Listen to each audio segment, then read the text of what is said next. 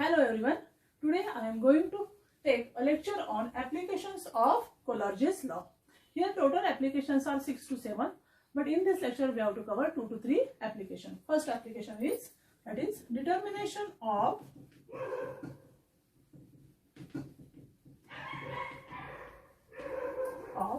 ionic conductance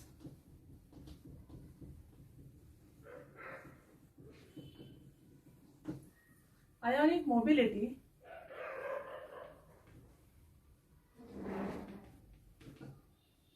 and transport number.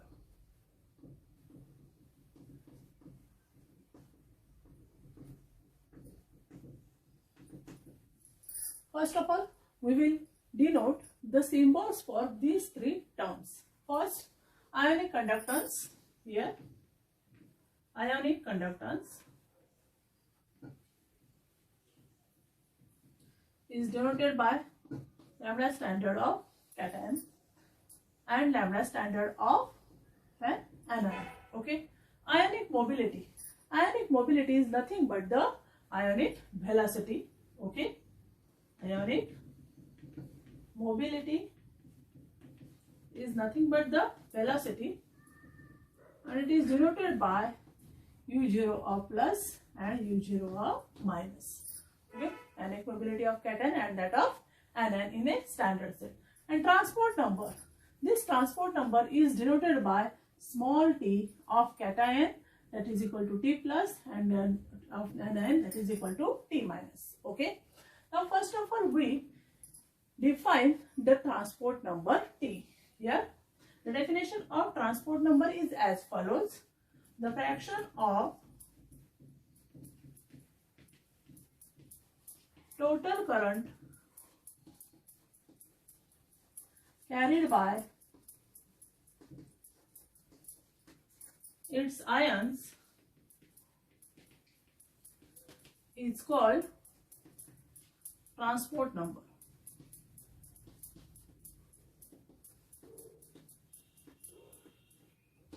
Or in the language of conductance, it can be again defined as the fraction of total conductance. The fraction of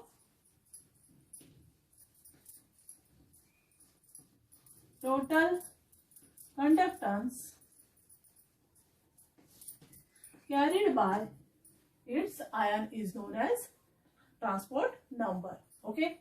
Now we again remind our Coleridge's law. What is the Coleridge's law?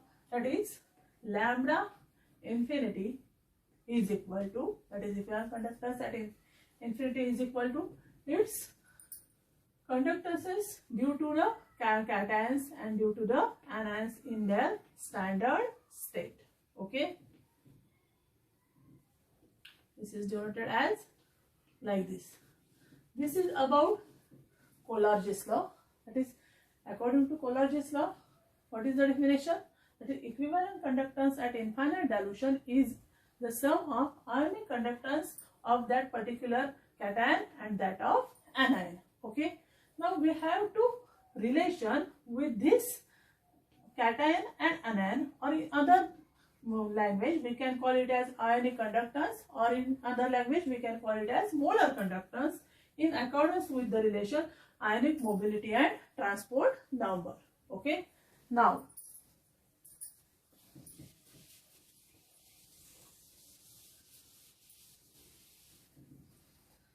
as we know, that is ionic conductance, that is lambda 0 of cation, is that not directly proportional to ionic mobility.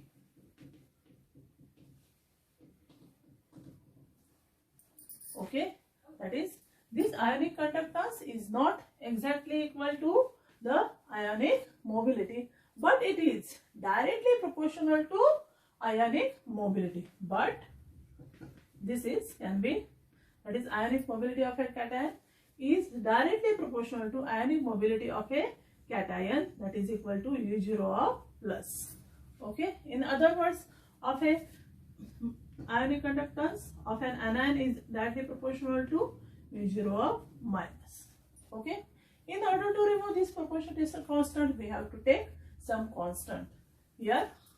Therefore, we can write here as, that is, ionic conductance of a cation is equal to some constant F into ionic mobility of a cation. Lambda 0 of minus ionic conductance of an anion is equal to F into U0 of minus. Okay. Now these two relations come under by taking the equal to sign. But one thing should be noted, that what is F? F is equal to Faraday. And it is equal to 96500 Coulomb. Okay. Now call it as equation number 1. Call it as equation number 2. Okay. Now, what are the values of ionic conductance of cations and anions here? Okay, we have to substitute these values in the equation of Coleridge's law. Before writing this, we have to just convert this equation in terms of ionic mobility of a cation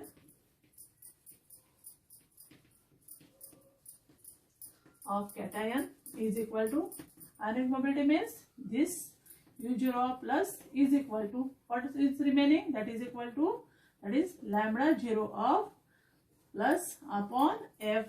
Okay, and of that of anion is equal to, okay, what is the value, that is equal to, this is, that is U0 plus minus is equal to lambda 0 of minus upon F. Okay, this is the value. Okay, now we come under the relation as like this here.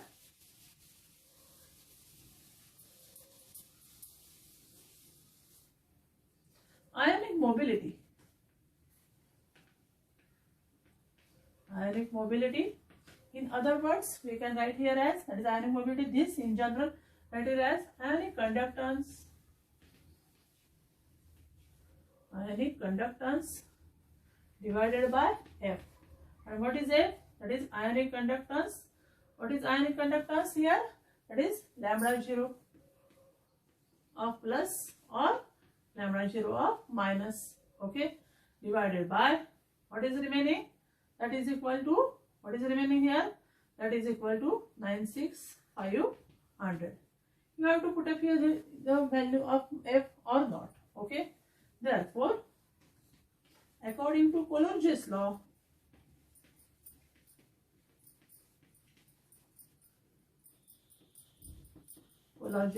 we have, that is, equivalent conductance at infinite dilution is the sum of molar conductance of cation and that of molar conductance of an anion. Okay, this is an equation number 3.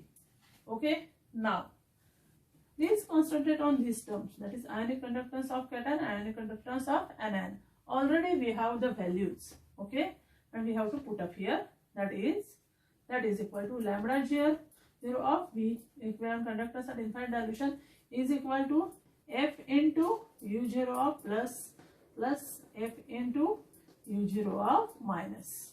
Okay. Now, here we can write here as equivalent conductance at infinite dilution. We can take a common, that is from F into U0 plus U0 minus. Okay, this is the equation. Okay, now in this equation is called as screen number. This is 1 and this is 2. Okay, now we have to divide. Okay, now we have to divide this equation 1 by 3 and equation 2 by 3. Okay.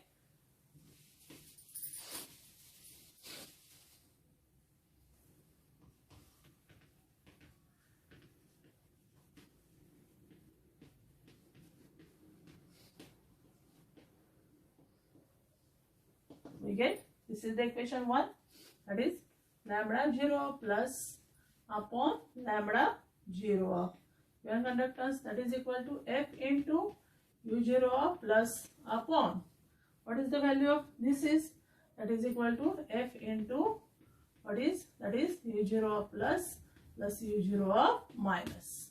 Okay, from this value. This is from this value. Okay, we have to substitute here. This is get cancelled. Okay, now what is the remaining here? See here, what is the remaining here? That is equal to lambda 0 of cation.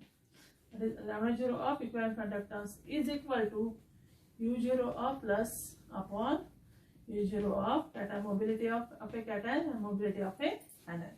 And this is the equation for the relation between molar conductance or ionic conductance, equivalent conductance and mobility, that is ionic mobility.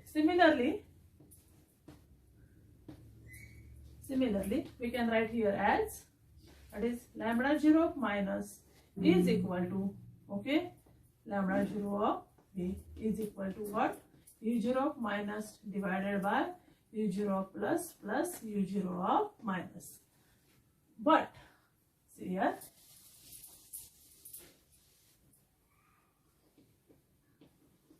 but lambda 0 of plus upon lambda 0 of this is equal to U0 of plus upon U0 of plus plus U0 of minus. This equation is known as is equal to transport number of cation. Okay, therefore we have lambda 0 of plus upon lambda 0 of equivalent conductance is equal to transport number of a cation. Similarly, we can write it as lambda 0 plus upon lambda 0 of equivalent conductance, sorry, here minus sign, therefore transport number of is equal to minus.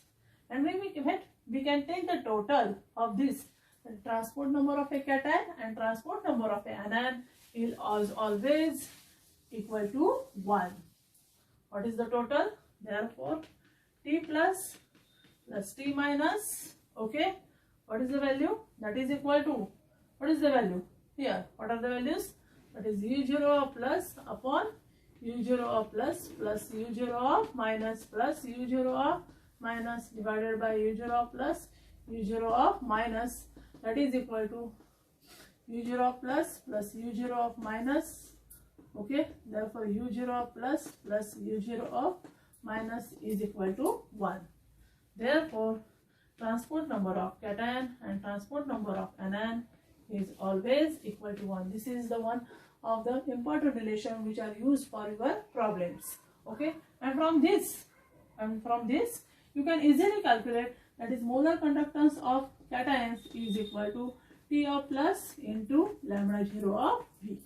Okay, by using this relation. Okay, this is another one application for determining the equivalent conductance of a weak electrolyte. Okay, got it? Now come to the second relation. In this relation, which are the relations? First is this relation, second is equal to this, that is lambda 0 minus is equal to this. This is the second relation. Third relation is this, and the fourth relation is this. That is, therefore first application is one of the most important application from the problem point of view. Okay, now come to second application. What is the second application? That is determination of degree of dissociation for a weak electrolyte. Second application, determination of degree of dissociation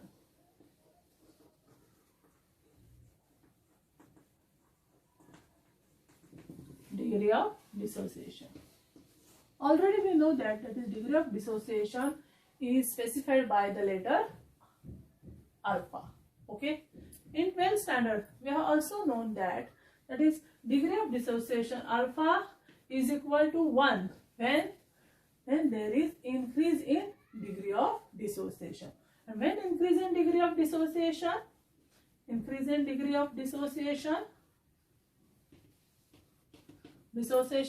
according to our Coleridge's law, that is equivalent conductance is increases on dilution in case of strong electrolytes. Okay, but in case of weak electrolytes, what happens? Okay, here on dilution it is increases, but up to certain extent here equivalent conductance of a strong electrolyte occupies the maximum position. But for a weak electrolyte, it cannot be happen. Okay. Therefore, you have to determine the degree of dissociation in terms of this equivalent conductance. According to Arrhenius theory of dilution, we have, that is, degree of dissociation alpha is equal to what is upon, that is equivalent conductance in a normal condition or a molar condition divided by its standard equivalent conductance, that is equivalent conductance at infinite dilution. Okay. Therefore, here we can write it as this. Therefore, we can write it as equivalent conductance at infinite dilution. We have to calculate here, and from this standard equivalent conductance, we have to determine from its the sum, that is equal to lambda 0 of plus lambda 0 of minus. This equivalent conductance at molar or normal condition we can find out from Wheatstone's bridge method, and from this method we can easily calculate the degree of dissociation, that is equal to alpha. Okay, the value of alpha is less than 1. When it is equal to 1, when degree of dissociation is again and again increases. This is the second application. Okay, now come to the third application of Coleridge's law is determination of equivalent conductance of a weak electrolyte.